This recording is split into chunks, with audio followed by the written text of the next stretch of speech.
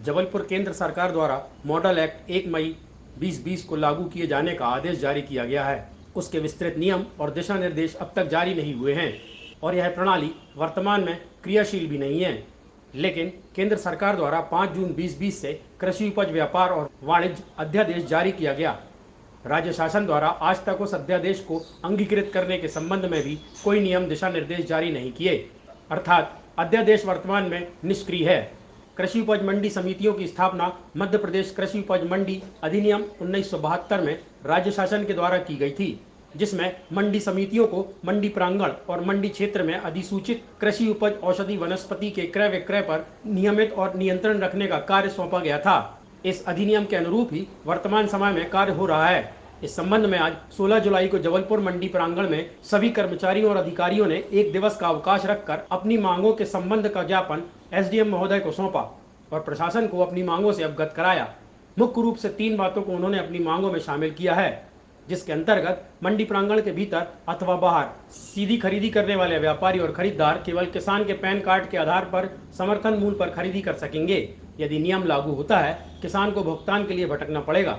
अतः कृषि उपज मंडी में क्रय विक्रय का नियंत्रण मंडी प्रांगण में ही रहे। एक पैन कार्ड के आधार पर कोई भी व्यक्ति मंडी प्रशासन के बाहर खरीदी बिक्री कर सकता है, लेकिन मंडी के भीतर व्यापारी दुकान खरीद कर और मंडी की फीस चुकाने के बाद व्यापार करता है। इस विसंगति को दूर किया जाए। प्रदेश की मंडियों के तहत विगत 30 से 40 वर्षों से हम माल तुलावटी के रूप में काम कर रहे हैं। सभी मंडी कर्मचारियों को इससे नुकसान होगा, उनकी रोजी रोटी पर संकट खड़ा होगा। इसलिए पूर्व की व्यवस्था मंडियों में लागू हो। इस संबंध में मध्य प्रदेश शासन को संयुक्त मोर्चे के द्वारा पहले भी अवगत कराया गया था, परंतु इस विषय में कोई कार्यवाही नहीं की गई। यदि समय रहते इन समस्याओं पर सरकार द्वारा समाधान नहीं किया गया तो 21 जुलाई को प्रदेश के सभी कृषक कर्मचारी विधानसभा का घेराव करेंगे, जिसमें कि केंद्र शासन के अध्यादेश और मॉडल एक्ट मध्य प्रदेश शासन के द्वारा जो जारी हुआ है 1 और 5 तारीख को, उसमें हम कर्मचारी, मंडी के कर्मचारी, अधिकारी और आंचलिक कार्यालय के तकनीकी विभाग के विषय में कर्मचारियों के पेंशन, वेतन, भत्ते के बारे में सुनिश्चितता निश्चित नहीं है।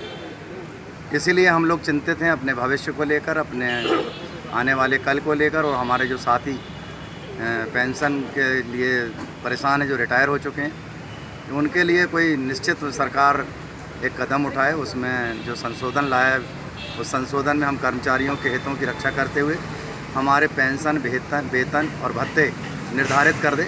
बस इसीलिए आज हमने सामूहिक अवकाश लिए थे। आप देख रहे हैं जनता